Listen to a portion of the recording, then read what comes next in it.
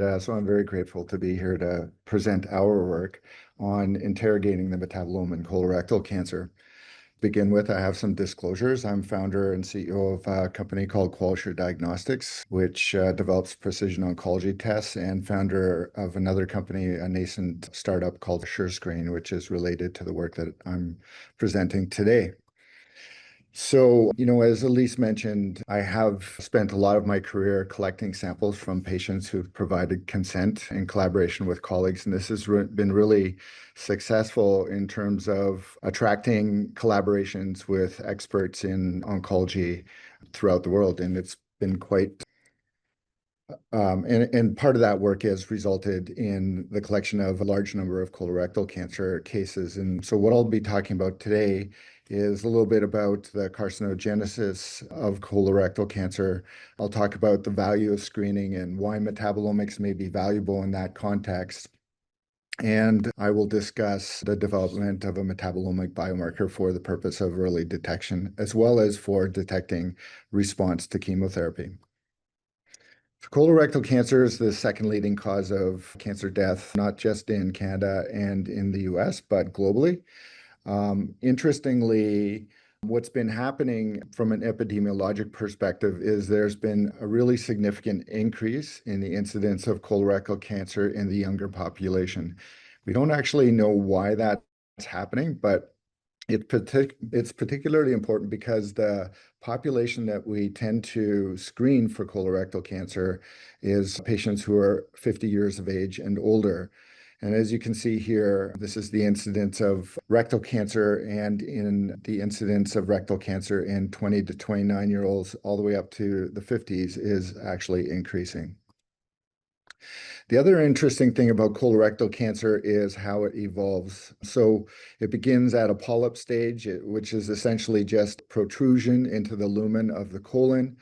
And then as it grows, it invades successive layers of the colon and goes subsequently to the lymph nodes in the region, and then further lymph node basins in further areas of the body.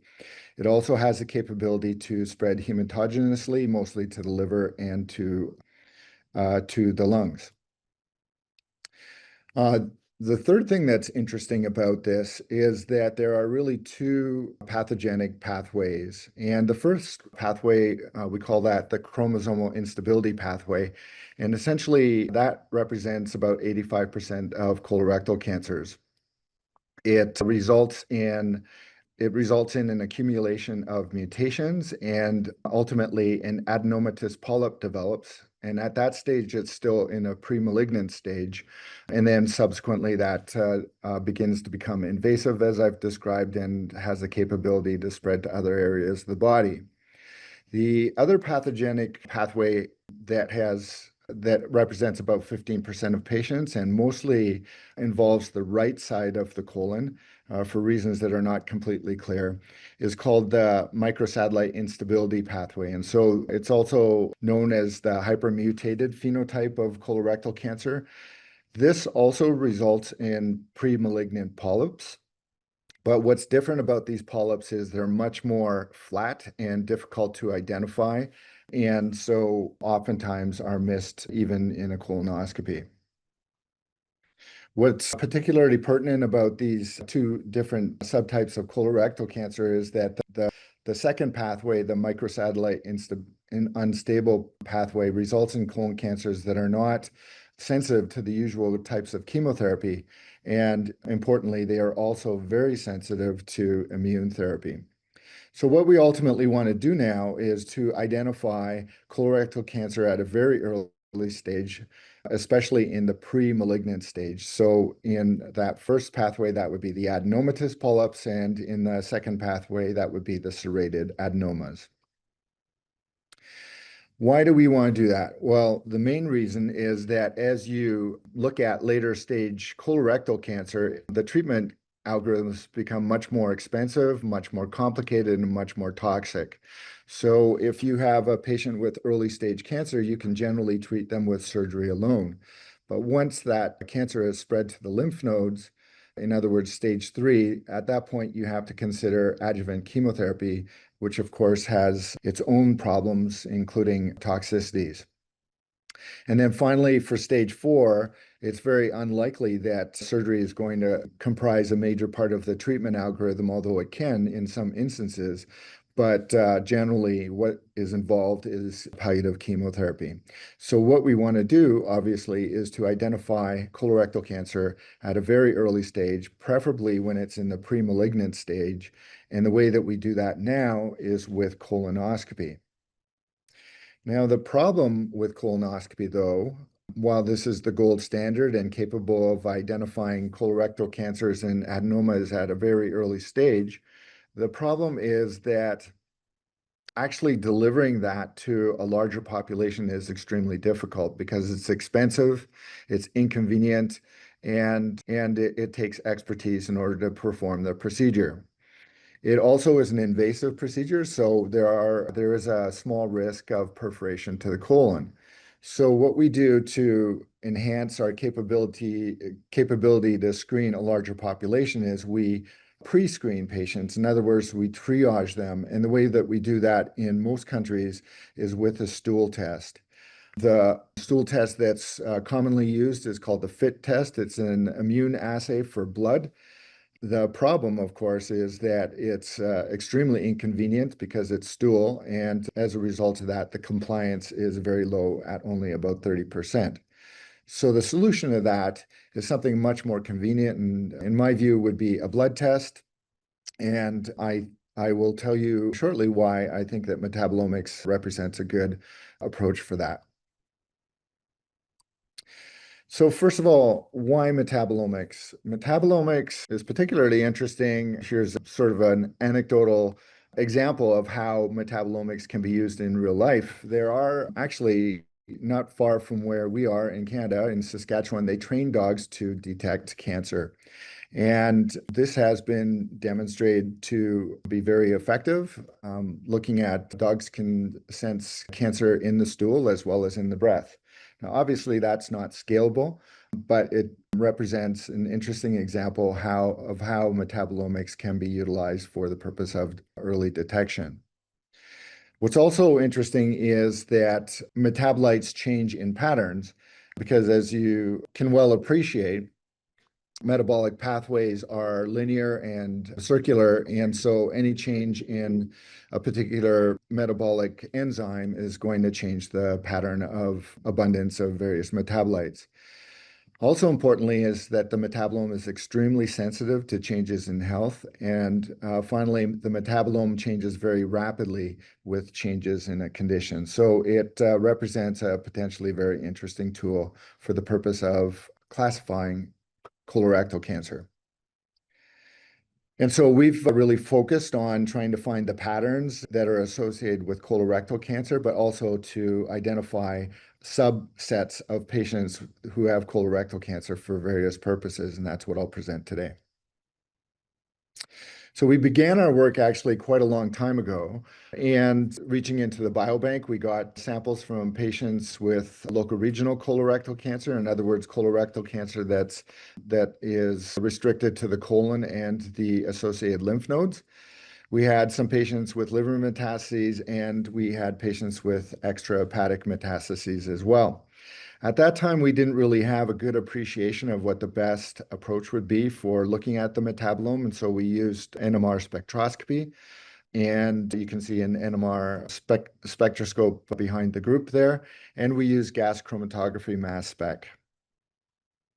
So interestingly, what we found were a couple of things. First of all, and what you'll see here is these are OPLS-DA scores plots of patients who have various forms of colorectal cancer. So on the top panels, you have local regional colorectal cancer in comparison to liver metastases.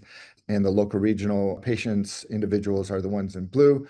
They are easily separable based on the pattern of abundance of various metabolites seen on GCMS and NMR. And similarly, patients who had liver metastases had very different profiles than patients who had metastases in other places. So that was an interesting initial finding in our very first work in this field. We then went further, focusing on gas chromatography mass spec because we considered that that provided much better information, and also it's a much more convenient modality. And in comparing patients who had colorectal cancer to disease-free controls and extrahepatic mets, again, we demonstrated quite clearly that we could distinguish between those conditions based on the metabolomic profile. And then finally, looking at patients who had lymph node metastases and comparing them to patients who did not, we were successful in identifying patterns related to that. So altogether, our initial results demonstrated very distinct features in various subgroups of patients who had colorectal cancer. We demonstrated that that was consistent whether you looked at the metabolome with NMR spectroscopy and gas chromatography mass spec. But the fact of the matter is that both of those modalities turned out to be very difficult to translate to clinical use. NMR spectroscopy is very precise and quantitative, but the instrument is massive and you need a special facility because of the large magnet for that technique. Gas chromatography mass spec has a really nice instrument size, but it is semi-quantitative. And when we actually tried to do this in a clinical lab, we were unsuccessful because of very large measurement variability within that lab, even when we had internal controls. So then we reached out to biocrates. We tried their assay, and what was good about that, using the P150 at the time, was that it provided data that was much more precise. And as you can see here from the OPLSDA scores plot on the left side, our capability to discriminate colorectal cancer from disease-free controls was much improved as a result of that. And indeed, we could even identify metabolomic profiles related to premalignant disease, adenoma, versus disease-free controls. So we, at that point, got a little bit more serious about developing a biomarker that could be used for early detection. And so we began to engineer based on some requirements that we had. So in particular, we need to have a blood test that's high sensitivity. We need to be able to detect premalignant polyps. The test has to be inexpensive and high throughput, and it has to be at least as good as the stool test that's currently being utilized. So what is unique about the way that we engineered our test, though, is that we didn't just want to develop a biomarker to detect colorectal cancer, but we also wanted to develop complementary biomarkers that were able to detect those premalignant polyps that I described earlier. And so we had a discovery cohort of 390 patients, and following that, we had a validation cohort to validate the signatures that we've identified. I apologize, I'm in a hospital. And what was different about the validation cohort is that the prevalence of colorectal cancer was much lower. And the purpose of that, of course, is to ensure that this is something that is likely to work in a screening population where the prevalence is even lower, hovering about 1 in 1,000 colonoscopies. So this is a supervised UMAP. We've used UMAP over the last couple of years to separate our data. In past years, we've used PLS or PCA to separate data, and on a supervised level, we've used OPLSDA, but UMAP very nicely discriminates between groups of patients. And you can see here, looking at these individuals with colorectal cancer and without, they have very different patterns of very different metabolomic patterns. And similarly, patients with adenoma and disease-free controls are separable, and those patients with sessile serrated adenomas are similarly different from patients who are disease-free controlled. Now, all these patients had their blood samples taken just prior to a colonoscopy, so we had, of course, the results based on that. Our area under the ROC curve was quite favorable for colorectal cancer. This replicated the results that we've had before, but essentially we used a naive Bayes classifier for that purpose.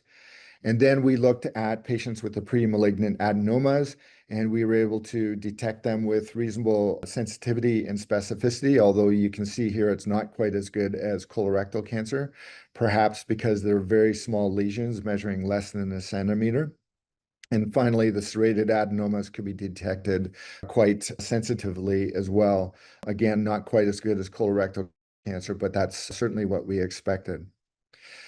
Importantly, the metabolites that comprise those biomarkers were different for all three entities. And so if we were to build a test for early diagnosis of colorectal cancer and premalignant polyps, we would have to include all of those metabolites within that test.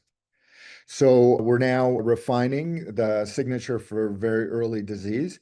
As I mentioned, sensitivity and specificity for our current signatures is not quite as high as I would like it to be. And so what we're doing is essentially looking at the metabolomic signatures of patients who have polyps on colonoscopy.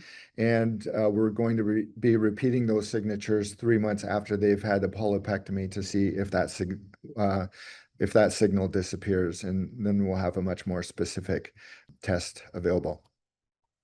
So I just want to switch gears to tell you about another project that we've been working on, and that is to monitor treatment response.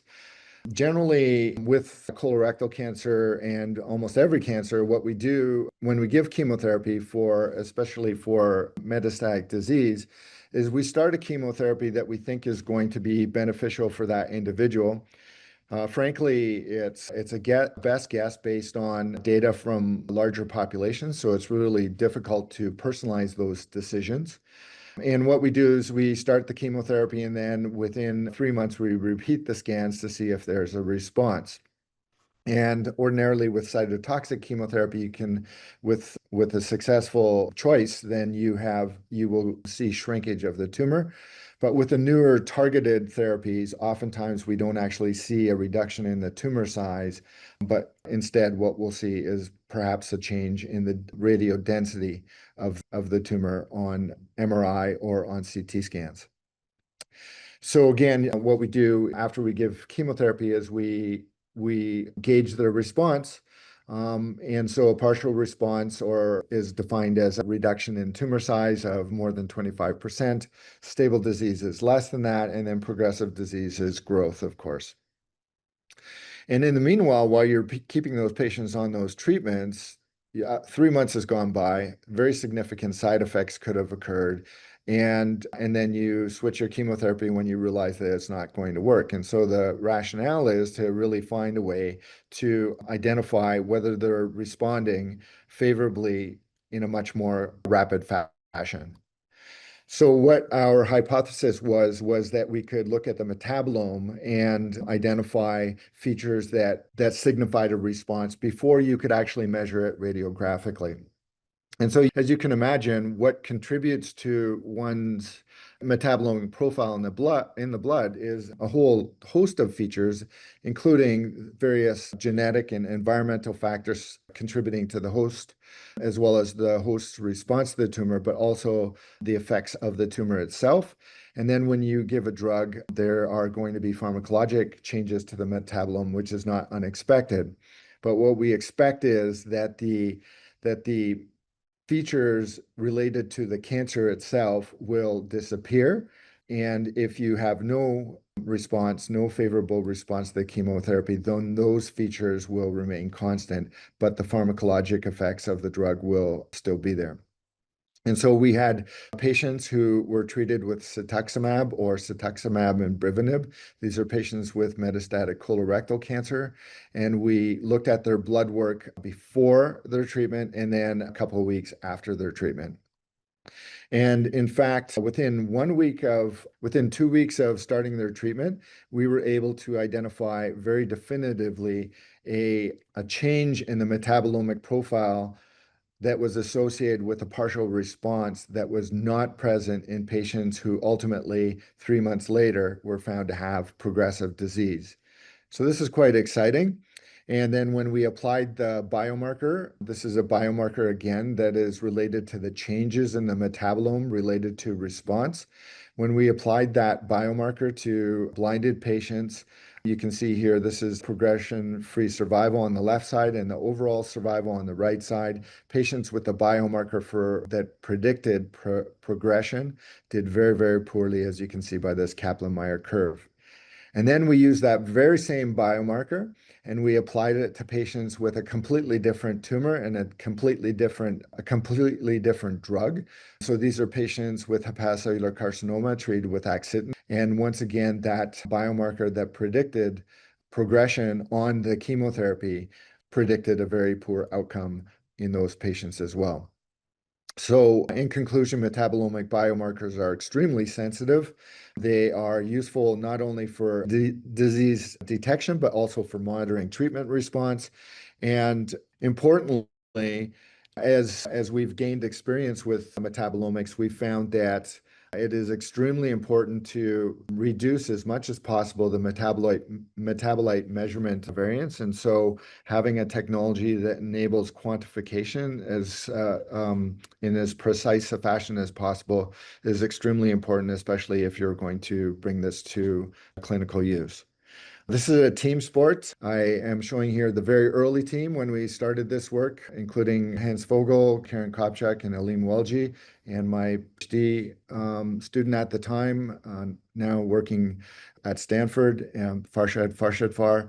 And I'm also grateful for contributions from colorectal surgeons, Don Bowie, Tony McLean, and gastroenterologists and experts in screening, Bob Hilston and Darren Brenner. Thank you.